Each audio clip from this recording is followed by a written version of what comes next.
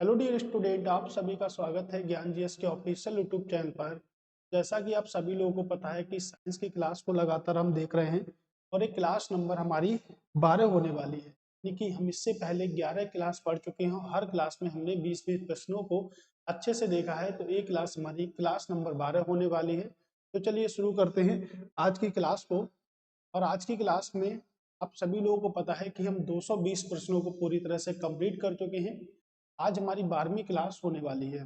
ठीक है, तो साइंस के बारे में तो आप लोगों को मैंने बता ही रखा है कि साइंस किसे कहते हैं, क्या होता है साइंस। सभी क्लासों में मैंने आपको बताया है।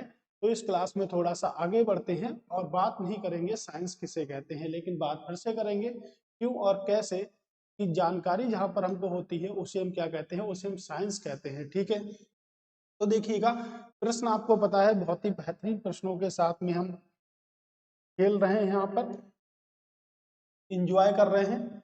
और आपका पेपर भी आने वाला है, बहुत ही नज़दीक है। तो पेपर के लिए very very most important class है, अभी नहीं हमेशा के लिए यूट्यूब पर रहने वाली है।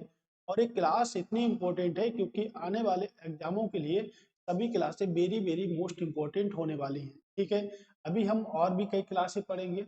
अभी अंतिम रणनीति पर भी बात करेंगे कि क्या हमारी अंतिम रणनीति हो जाए जिससे हमारा एग्जाम का प्री एग्जाम में हम अच्छा सा स्कोर कर पाए। तो चलिए देखते हैं प्रश्नों पे और क्या रहती है आज के प्रश्नों की झलक, कि उस अम्ल की पहचान कीजिए जो पाचन में सहायता करता है। तो आपके पाचन यानी कि पेट में जब हम कुछ खाते हैं तो हमारे पेट में जाता है। इसका पाचन छोटी आंत में पूर्ण हो जाता है, डाइजेस्टिव हो जाता है पूरी तरह से। और उसमें सहायक जो अम्ल होता है वो कौन सा होता है? नाइट्रिक अम्ल होता है, एसिटिक अम्ल होता है, सल्फ्यूरिक अम्ल होता है, या हाइड्रोक्लोरिक अम्ल होता है। तो इसका आंसर क्या होगा आपका? हाइड्रोक्लोरिक अम्ल। क्या आंसर होगा आपका? हाइड्रोक्लोरिक अम्ल इसका राइट आंसर होगा। तो पाचन में जो संयोग जो अम्ल होता है उसे हम क्या कहते हैं? उसे हम हाइड्रोक्लोरिक अम्ल कहते हैं। ठीक है, ज्यादा इसमें डिटेल पार्ट नहीं है। तो चलिए अगले प्रश्न की ओर मूव करते हैं। पौधे के किस भाग को पौधे का खाद्य कारखाना कहा जाता है? तो पौधे के किस भाग को पौधे का खाद्य कारखाना कहा जाता है? कल हमने आपको एक कारखाना पढ़ाया था कि प्रोटीन का कारखाना किसे कहते हैं। तो प्रोटीन का कारखाना जिसे कहते हैं राइबोसोम को कहते हैं। उसी प्रकार एक प्रश्न बना है कि जो खाद्य पदार्थ होते हैं उसका कारखाना क्या होता है? कारखाना कहाँ होता है? जहां पर भोजन बनेगा। तो जहां पर भोजन बनेगा वही क्या होता है? कारखाना होता है। तो भोजन कहाँ बनता है? पत्तियों में बनता है। तो भोजन का निर्माण पौधे के किस भाग में होता है? पत्तियों के निर्माण में होता है। पत्तियां कैसी होती हैं? हरी होती हैं। तो हरी किसके कारण होती है? आपके क्लोरोफिल के कारण होती है। कल हमने फोटोसिंथेसिस को भी देखा था। ठीक है, वो भी आपके लिए very very most important class थी। तो देखिएगा, खाद्य कारखाना किसे कहेंगे? आपके पत्ते को कहेंगे, यानी कि पत्तियों को कहेंगे। ठीक है, अब देखिएगा तने वाली जो फसलें होती हैं वो क्या होती हैं आपकी? आलू हो गई, प्याज, ये सब कैसी फसलें हैं? तने वाली फसलें। केसर, अदरक, ये सब तने वाली फसलें। कैसी फसलें हैं? सब की सब तने वाली फसलें। जड़े की बात करेंगे तो देखिएगा, जैसे मूली हो गई, आपकी जड़ वाली फसल है। ठीक है, शकरकंद, ये सब कैसी फसलें? ये सब आपकी कुछ फसलें हैं। किस प्रकार की फसलें हैं? जड़े वाली फसलें हैं। फूल की बात करेंगे तो देखिएगा, लौंग एक मसाला है। लौंग क्या एक मसाला है? मैंने इस पे प्रश्न भी पढ़ाया था। लेकिन लौंग का क्या खाया जाता है? पुष्प कली। ठीक है, पुष्प कली इसकी खाई जाती है। तो लौंग भी आपका होता है। ठीक है, लौंग एक प्रकार का मसाला है, मसालों की श्रेणी में आता है आपके लौंग। ठीक है, तो इसको याद रखिएगा। भोजन, ठीक है, तो भोजन का कारखाना, भोजन कहाँ बनेगा? और देखिएगा, ये भी बताया था कि जो पौधे हमारे होते हैं वो दो प्रकार के होते हैं। एक तो परपोषी होते हैं और एक हमारे पौधे होते हैं सपोषी। यानी कि परपोषी भी होते हैं, सपोषी भी होते हैं। परपोषी की अगर बात करेंगे तो परपोषी क्या होता है? परपोषी दूसरों पर निर्भर होते हैं, उन्हें हम परपोषी कहते हैं। जो अपना भोजन स्वयं बनाते हैं उन्हें हम क्या कहते हैं? सपोषी कहते हैं। देखिएगा, पौधे हमारे जीवन के लिए कितने आवश्यक हैं। तो पौधे क्या करते हैं? पौधे कार्बन डाइऑक्साइड ग्रहण करते हैं, यानी कि CO2 क्या करते हैं? ग्रहण करते हैं। और छोड़ते क्या है, ऑक्सीजन छोड़ते हैं। और मनुष्य क्या होता है, मनुष्य O2 ग्रहण करता है और छोड़ता क्या है, CO2। तो CO2 ग्रहण कौन करता है, पौधे करते हैं। O2 ग्रहण तो मानव करता है, लेकिन छोड़ता कौन है, ऑक्सीजन कौन छोड़ते हैं, पौधे छोड़ते हैं हमारे। इस प्रकार हम कह सकते हैं कि पौधे लगाना आपके लिए बेहद आवश्यक है। इससे दो फायदे होते हैं, एक तो जिंदगी मिलती है, दूसरा एनवायरमेंट एक अच्छे से चलता रहता है हमारा एनवायरमेंट। ठीक है, तो पौधे जो होते हैं उनमें जो भोजन जो बनता है वो किस में बनता है, पत्तियों बनता है। तो पत्तियां उसके क्या हो गए, कारखाने की श्रेणी में आ जाता है। तो पौधों का कारखाना क्या होता है, ठीक है, तो पौधों का कारखाना पत्तियां होती है। ठीक है, अब तो आप इसको समझ गए होंगे अच्छे तरह से। ठीक है, अच्छे से पढ़िएगा, पेपर नजदीक आने वाला है, प्रश्न भी एकदम जबरदस्त है।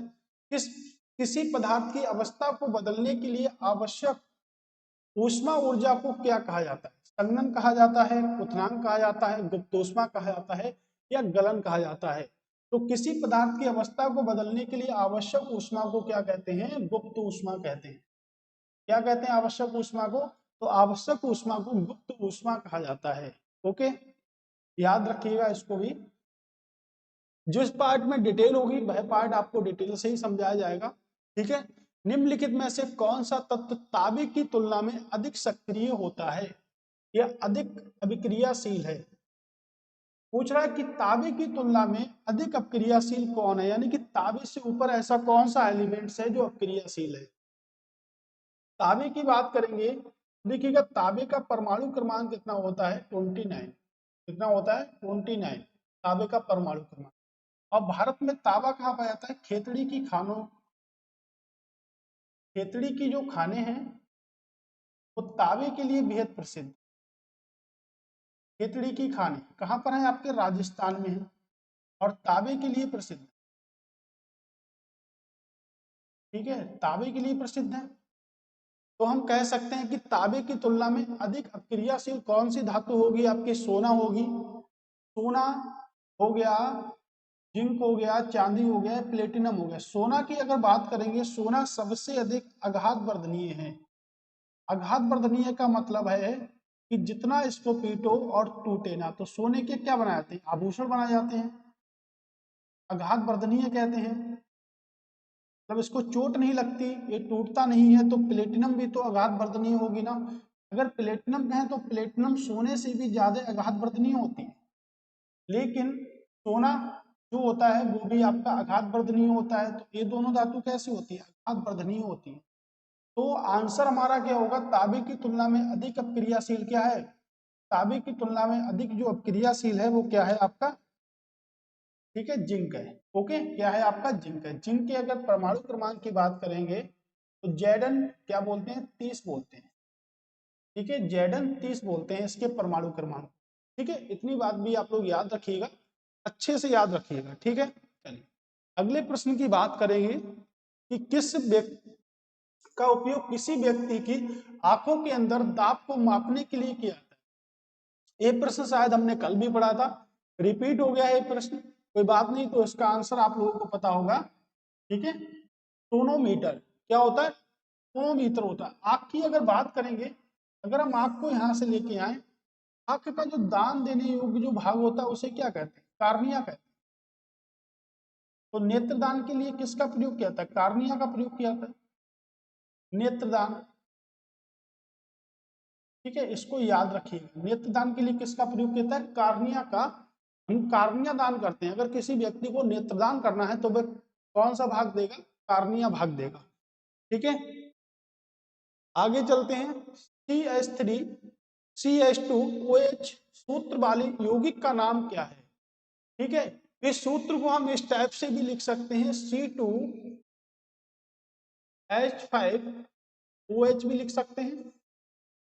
ठीक है, इस प्रकार से भी लिख सकते हैं। तो ये किसका होता है, आपका इथेनॉल का होता है।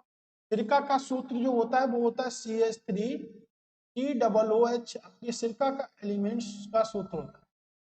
ठीक है, क्लोरोफार्म हो गया। मीथेन की अगर बात करेंगे तो मीथेन की बात करें, CH4 क्या होता है, मीथेन होता है। कल भी मैंने आपको बताया था, मीथेन दो गैसों का मुख्य अवयव होता है, एक तो CNG गैस का, मीथेन एक तो CNG गैस का मुख्य अवयव है, दूसरा आपका नेचुरल गैस यानी कि प्राकृतिक गैस का मुख्य अवयव। नेचुरल गैस का भी मुख्य अवयव है आपका कौन सा, ठीक है, मीथेन। और यहीं पे हमारी गैस बचती है जिसे हम कहते हैं एलपीजी, लिक्विड पेट्रोलियम गैस। और इसका जो मुख्य अवयव है वो आपका क्या है, ब्यूटेन है।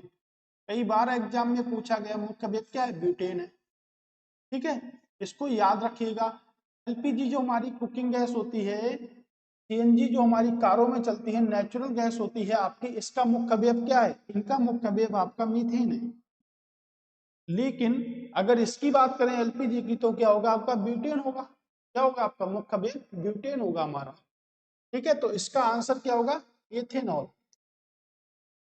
ये देखिएगा कितना बेहतरीन प्रश्न है, एकदम ऐसे प्रश्न पेपर में पूछे जाते हैं और पूछे भी जाएंगे, आप इसको इग्नोर नहीं कर सकते, ठीक है। तो बेहद बेहद इंपॉर्टेंट प्रश्न है कि निम्नलिखित में से कौन सा कथन सही है। जब भी प्रश्न ऐसा पूछा जाए तो पहली बात ऊपर वाली लाइन को बिल्कुल ध्यान से पढ़िएगा, ठीक है, क्योंकि ऊपर वाली लाइन में अगर नहीं लग गया है तो प्रश्न में भी कहीं ना कहीं मिस्टेक होगी, बिल्कुल होगी, 100% होगी। तो इसको याद रखिएगा। अब देखिएगा कि निम्नलिखित में से कौन से कथन सही हैं, यानी कि सही कथन की बात की जा रही है। चुंबकीय क्षेत्र में परिणाम व दिशा दोनों होती हैं, तो बिल्कुल होती है, क्योंकि चुंबक क्षेत्र एक सदिश राशि है और सदिश राशियां उन्हें कहते हैं जिनमें मैग्नीट्यूड भी होता है, डायरेक्शन भी होती है, उन्हें हम क्या कहते हैं, उन्हें हम सदिश राशि कहते हैं। किस राशि के नाम से जानते हैं, ये वेक्टर क्वांटिटी के नाम से उनको जानते हैं। फॉर एग्जाम्पल इसमें परिणाम होता है और दिशा होती है, ठीक है, उन्हें हम सदिश राशियां कहते हैं। बिल्कुल दोनों चीजें होती हैं आपके, तो हम कह सकते हैं कि जैसे बल हो गया, वेग हो गया आपका, त्वरण हो गया, ये सब कैसी राशि है, विस्थापन, ठीक है, संवेग, देखिएगा सब में बा आ रहा है, वेग, ये सब कैसी राशि है, तो ये सब आपकी सदिश राशि है। तो सदिश राशियां उन्हें कहते हैं जिनमें मैग्नीट्यूड होता है, डायरेक्शन होती है, उन्हें सदिश राशियां कहते हैं। सदिश राशियां किसे कहते हैं, वे राशियां जिसमें केवल दिशा होती है, परिणाम नहीं होता। ये बात है, या दिशा नहीं होती, बताइएगा, जिसमें सिर्फ दिशा नहीं होती, जैसे द्रव्यमान सिर्फ मैग्नीट्यूड होगा, आयतन, ये सब आपकी कैसी हैं, अदिश राशियां हैं। घनत्व, इसमें केवल मैग्नीट्यूड यानी कि परिणाम होता, दिशा नहीं होती आपका, ठीक है। घनत्व हो गया, द्रव्यमान हो गया, दाब आपकी अदिश राशि है, ठीक है। ये सब कैसी राशि हमारी, अदिश राशि है। कह सकते हैं दूरी कैसी राशि है, अदिश राशियां हैं, ठीक है, इसको याद रखिएगा। तो चुंबकीय क्षेत्र में मैग्नीट्यूड भी होता है, दिशा भी होती है, डायरेक्शन भी होती है। चुंबकीय क्षेत्र का जो ऐसा मात्रक है उसे क्या कहते हैं, टेस्ला कहते हैं। चुंबकीय क्षेत्र का ऐसा मात्रक क्या होता है, टेस्ला होता है। किसी विद्युत धारावाही सीधी लंबी परिनालिका के भीतर चुंबकीय क्षेत्र सभी बिंदुओं पर एक समान होता है।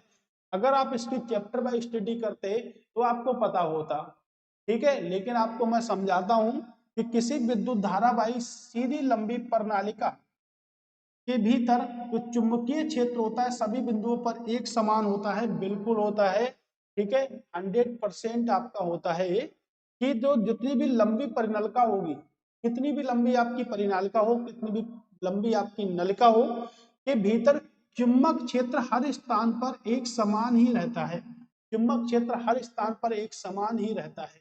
कोई बात नहीं, चैप्टर वाइज भी हम देखेंगे, अभी हमारा एग्जाम नजदीक है तो थोड़ा सा हम इस प्रकार से समझ लेते हैं। चैप्टर वाइज में हम आपको पढ़ाएंगे पूरी की पूरी लूसेंट बुक को। लूसेंट की बुक को 1 ईयर में कंप्लीट करेंगे और क्लास वाइज चैप्टर वाइज उसको कंप्लीट करेंगे। इसके लिए एक सेपरेट वीडियो आएगा जिसमें आपको पता चलेगा कि लूसेंट की बुक को हम किस प्रकार पढ़ सकते हैं, कैसे हम उसकी स्टडी करेंगे, कैसे उसका एमसीक्यू फॉर्मेट के क्वेश्चन बनेंगे, कितने क्वेश्चन आज तक बने हैं पेपर में, कितने क्वेश्चन आगे भी बन सकते हैं, इन सभी पर डिटेल चर्चा करी जाएगी। उसके बाद में 1 जनवरी से आपके लूसेंट की क्लास को रेडी से तैयार किया जाएगा और लगातार क्लासों को जारी रखा जाएगा लूसेंट की, वो भी 1 जनवरी से लेके अगली लास्ट 1 जनवरी तक आपको 720 वीडियो मिलने वाली है।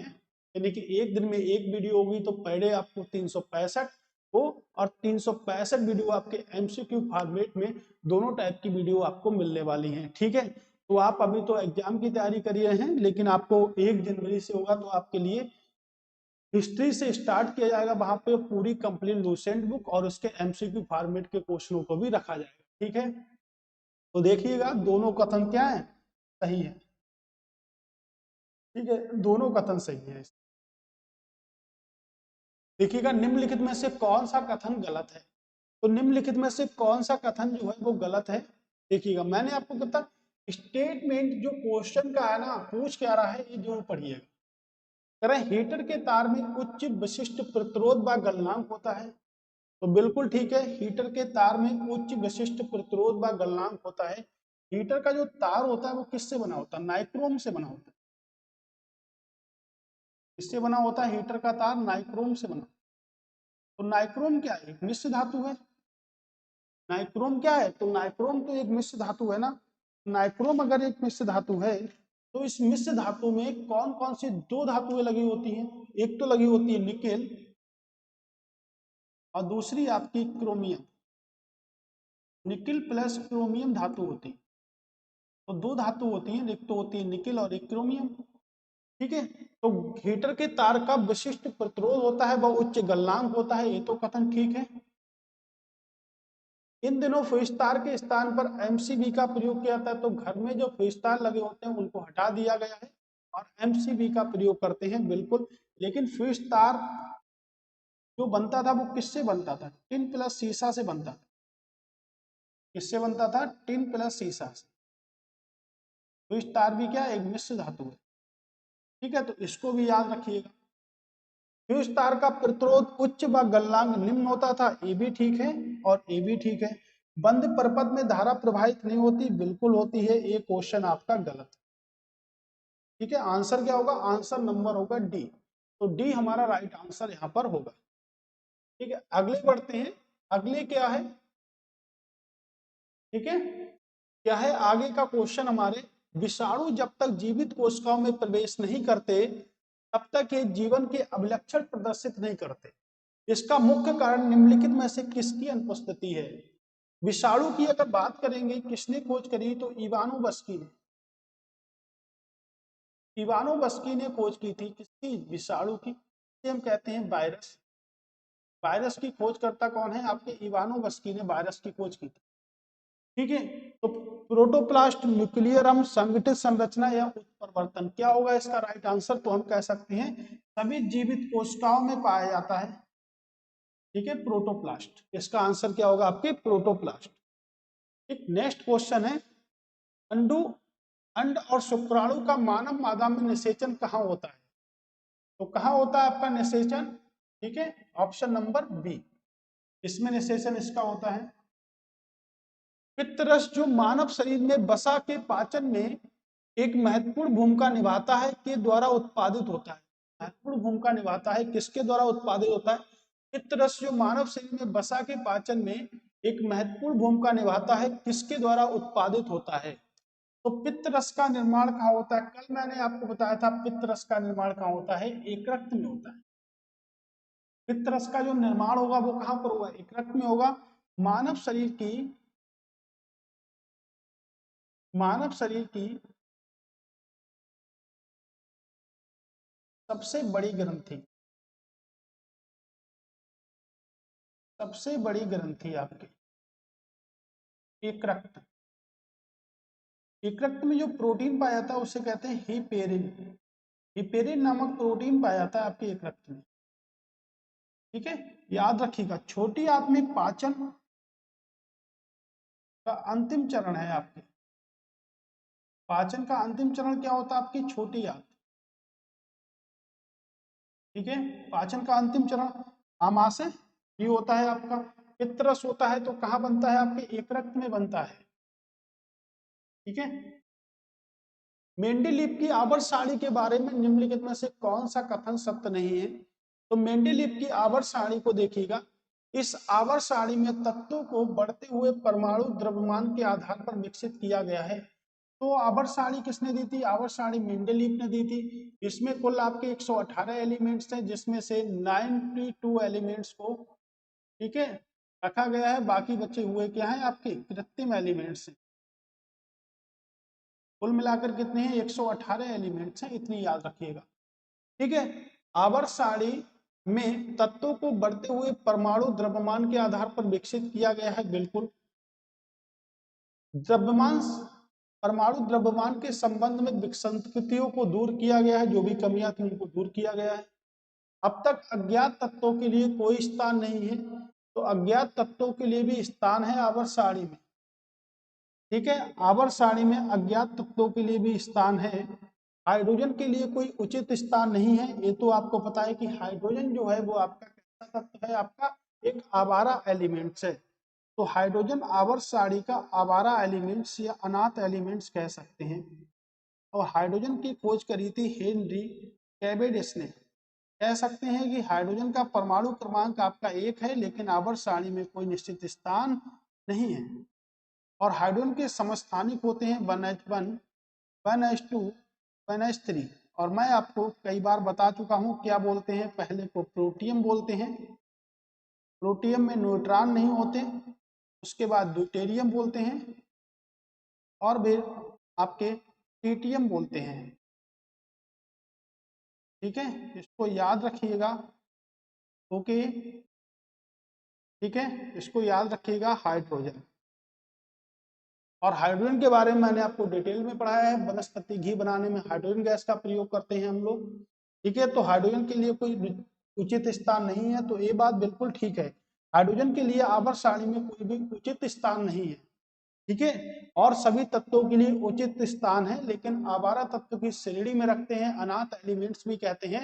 अब परमाणु क्रमांक हो सकता है 1 हमारा। ठीक है, तो देखिएगा 1 1 1 1 1 1 सेम है, तो समस्थानिक की श्रेणी में आएगा, संभारिक की श्रेणी में नहीं आएगा। ठीक है, याद रखिएगा इस बात को। पादपों में जाइलम ऊतकों का भाग भोजन का संग्रहण करता है। तो जाइलम क्या करता है, भोजन करता है। देखिएगा, एक होता है जाइलम और एक होता है फ्लोएम। बस इतनी सी बात समझ लीजिएगा। ये क्या करता है, ये जाइलम जो है वो भोजन करता है, भोजन का संग्रहण करता है। फ्लोएम क्या करता है, जल का करता है। ठीक है, जा से लेकिन जल नहीं मिल रहा है। ठीक है, जड़ों तक क्या ले जाता है, जड़ों तक जल लेके जाता है कौन, फ्लोएम। पौधों को खाना कौन देता है, भोजन कौन देता है। ठीक है, भोजन देता है जाइलम। जा से जाइलम, भा से भोजन, आ से फ्लोएम, जा से जल। लेकिन इधर से इधर नहीं मिल रहा है। ठीक है, तो क्या होगा आपका ऑप्शन नंबर सी इसका राइट आंसर होगा। बात समझ पाए क्या कहना चाह रहा था। ठीक है, विभवांतर को मापने के लिए किस यंत्र का प्रयोग किया जाता है। विभव बोले या विभवांतर बोले, किसको मापने के लिए, हवा के लिए प्रयोग होता है कौन, एनीमोमीटर। धारा मापी धारा के लिए होता है, धारा में परिपथ में जो धारा प्रवाहित होती है उसके लिए अमीटर का प्रयोग करते हैं। और वोल्ट मीटर का प्रयोग किसके लिए करते हैं, तो वोल्ट मीटर का प्रयोग जो करते हैं विभवांतर के लिए करते हैं। ठीक है, आमीटर क्या होता है, जो परिपथ में धारा प्रवाहित होती है उसमें आमीटर का प्रयोग करते हैं। धारा मापने के लिए प्रयोग करते हैं आपका कौन सा यंत्र, धारा मापी यंत्र जो है वो धारा मापने के लिए प्रयोग किया जाता है। ठीक है, एंजाइम लाइपेज का कार्य क्या है, तो लाइपेज का कार्य क्या है, इंसुलिन का प्रोस्टोक्स में रूपांतरण। इंसुलिन की बात करेंगे तो इंसुलिन क्या है, एक प्रकार का हार्मोन्स है। देखिएगा, इंसुलिन एक प्रकार का हार्मोन्स है, और शरीर में अगर इंसुलिन की कमी हो जाती है तो हमें हो जाती है डायबिटीज। क्या होती है, डायबिटीज हो जाती है। इंसुलिन की कमी से क्या होता है, डायबिटीज होता है। लेकिन इंसुलिन की अगर अधिकता होगी तो क्या हो गया, हाइपरग्लाइसीमिया। तो देखिए, कमी से रोग हो सकता है, अधिकता से भी रोग हो सकता है, तो हाइपरग्लाइसीमिया हो जाता है। लेकिन इंसुलिन की कमी से हमारा होता है डायबिटीज। ठीक है, जिसे हम आजकल शुगर के नाम से जानते हैं। ठीक है, तो इंसुलिन क्या है, एक प्रकार का हार्मोन से, कई बार पेपर में पूछा गया इंसुलिन क्या है, तो इंसुलिन एक प्रकार का हार्मोन से कई बार एग्जाम पेपर में पूछा गया था। ठीक है, तो कौन सा कार्य है लाइपेज का, लाइपेज शायद वसा से संबंधित आपके होता है, तो वसा वाला जो भी ऑप्शन होगा वो आपका ठीक होगा। तो देखिएगा, वसा को वसीय अम्ल तथा ग्रिसलान में उत्प्रेषित करता है, बिल्कुल ठीक है। मैंने आपको क्या कहा, वसा के पाचन में सहयोग करता है लाइपेज, अब वसा के पाचन में सहयोग करेगा तो आंसर क्या होगा इसका? ठीक है, वसा से संबंधित हुई आंसर होगा। कैरोटीन पाया जाता है, तो कैरोटीन किस में पाया जाता है? ठीक है, तो देखिएगा दूध में क्या पाया जाता है, दूध में आपके केसीन पाया जाता है। दूध का रंग पीला किसके कारण होता है? कैसीन के कारण। गाजर में क्या होता है? गाजर में कैरोटीन होता है। नींबू में कौन सा अम्ल होता है? तो नींबू में आपका, गाजर तो इसका आंसर हो गया, लेकिन नींबू में आपका साइट्रिक एसिड होता है। कौन सा एसिड होता है? साइट्रिक अम्ल होता है नींबू में। तो नींबू में आपके साइट्रिक एसिड होता है, ठीक है, और नींबू में साइट्रिक एसिड होता है। तो देखिएगा, अब जैसे मान लीजिएगा नाखून हो गए हमारे, नाखून हो गए, बाल हो गए, तो जब ये कटते हैं तो क्या इसमें दर्द होता है? लेकिन कोई खींचता है तो दर्द होता है, ठीक है। अब घर में किसी के बाल खींचे तो दर्द हुआ, लेकिन जब हम बाल कटवाने गए तो दर्द नहीं हुआ, ठीक है। तो क्यों नहीं होता? क्योंकि इसमें प्रोटीन जो पाया जाता है उसे हम कहते हैं अल्फा कैरोटीन।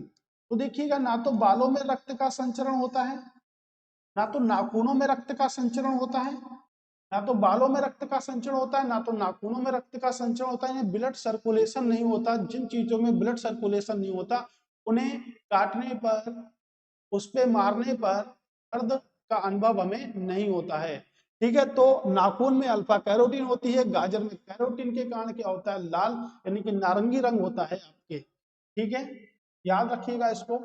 चलिए अगले प्रश्न की ओर चलते हैं। ये प्रश्न थोड़ा मिस्टेक है इसमें।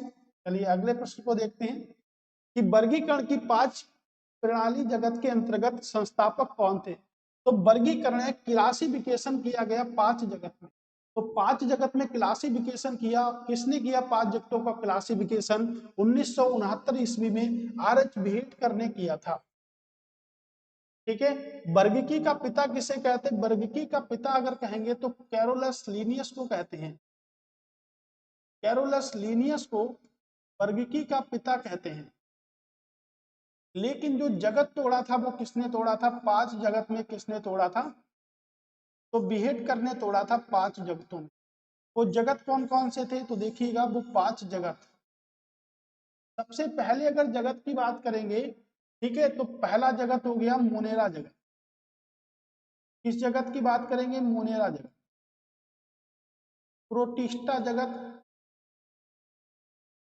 फिर हम कह सकते हैं कवक हो गया, पादप हो गया, और आपके एनिमिलिया हो गया।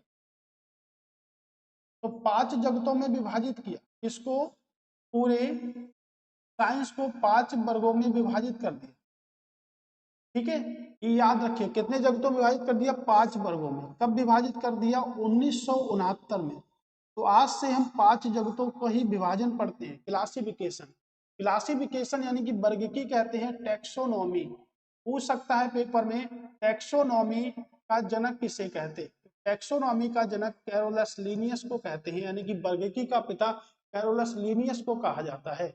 अब 5 जगतों में इसने विभाजित कर दिया, ठीक है। कितने जगतों में? 5 जगत में पूरे साम्राज्य को विभाजित कर दिया, यानी कि कितने? 5 जगत में वर्गीकरण के अध्ययन को विभाजित कर दिया, ठीक है। साम्राज्य तो आपके हिस्ट्री वगैरह में होता है, साइंस में नहीं, ठीक है। मानव शरीर में निम्नलिखित में से किस अंग में आरबीसी, किस अंग को आरबीसी का कब्रिस्तान कहा जाता है?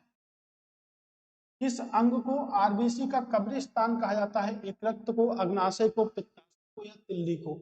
ठीक है, देखिएगा अगर यकृत की बात करेंगे, सबसे बड़ी ग्रंथि, मैंने अभी आपको बताया था, सबसे बड़ी ग्रंथि है क्या आपके यकृत। सबसे बड़ी ग्रंथि है किसकी? मानव शरीर की, ठीक है। दूसरी सबसे बड़ी ग्रंथि यानी कि सेकंड ग्लैंड्स, दूसरी सबसे बड़ी ग्रंथि आपकी अग्नाशय पैनक्रियाज, ठीक है, पित्ताशय तिल्ली। अब देखिएगा आरबीसी की बात करेंगे, आरबीसी क्या करता है? लाल रुधिर कणिकाएं होती हैं। जब व्यक्ति का जन्म यानी कि जन्म के समय, अगर प्रश्न बनेगा जन्म के समय आरबीसी का निर्माण कहाँ होता है, तो जन्म के समय आरबीसी का निर्माण एक रक्त कामा तिल्ली में होता है। लेकिन अगर जन्म के बाद की बात करेंगे, जन्म के बाद आरबीसी का निर्माण कहाँ होता है? आपके बोन मैरो यानी कि अस्थि मज्जा में होता है। कहाँ पर होता है? अस्थि मज्जा में होता है। बोन मैरो यानी कि अस्थि मज्जा में होता है। इसीलिए आरबीसी का कब्रिस्तान किसे कहते हैं? तो आरबीसी का कब्रिस्तान तिल्ली हो गया, प्लेहा हो गया, या कह सकते हैं इंग्लिश में बोले तो स्प्लिन। आरबीसी का कब्रिस्तान किसे कहते हैं? स्प्लिन को कहते हैं हम। तो आंसर क्या होगा? यहाँ पर होगा आपके। अब देखिएगा, जो लोग अधिक ऊंचाई पर रहते हैं, जो लोग मैदानी क्षेत्रों में रहते हैं, इसमें आरबीसी ज्यादा होगी, अधिक ऊंचाई वालों पर, या आरबीसी जो समतल भूमि पर रहते हैं, तो जो अधिक ऊंचाई पर जो व्यक्ति रहते हैं उनमें आरबीसी की संख्या ज्यादा होगी, और जो मैदानी क्षेत्रों में रहते हैं उनमें आरबीसी की संख्या क्या होगी? कम होगी। ठीक है, इसको भी याद रखिएगा। और ये पॉइंट आपके स्टेटमेंट में पूछा गया था यूपीएससी के पेपर पे। ठीक है, पृथ्वी के केंद्र में गुरुत्वीय त्वरण का मान होता है। तो पृथ्वी के केंद्र में गुरुत्वीय त्वरण का मान कितना होगा? तो गुरुत्वीय त्वरण का मान क्या होता है? 0 होता है, ये सभी लोगों को पता है। ठीक है, गणना तो की जा सकती है। गुरुत्वीय त्वरण होता है आपका जी। ठीक है, इसका मान कितना होता है? 9.8। इसका मान कितना होता है? 9.8 होता है आपका। और पृथ्वी के केंद्र में जो गुरुत्वीय त्वरण होता है वो क्या होता है आपका? 0 होता है। ठीक है, तो आज की क्लास हमारी यहीं तक थी, और क्लास नंबर हम 12 पढ़ चुके हैं। तो चलिए अब नेक्स्ट वीडियो पर हम चर्चा करेंगे। अब आपके लिए जो क्वेश्चन आएंगे वो ओवरऑल जितने भी अभी तक एग्जाम में पूछे गए थे 2011 से लेकर 2022 तक साइंस के प्रश्न, अब हम 3 से 4 वीडियो उस पर करेंगे, और साइंस की हम समाप्ति करेंगे 3 से 4 वीडियो के अंतर्गत। ठीक है दोस्तों, तो आपको अगर पीडीएफ चाहिए है तो आपको बताइए, आपको व्हाट्सएप पे जाना है, या वीडियो के नीचे जो लिंक लगा हुआ है उससे आप पीडीएफ भी डाउनलोड कर सकते हैं। ओके, तो चलिए नई क्लास में मिलते हैं, तब तक के लिए दोस्तों नमस्कार, टाटा, बाय बाय, जय हिंद।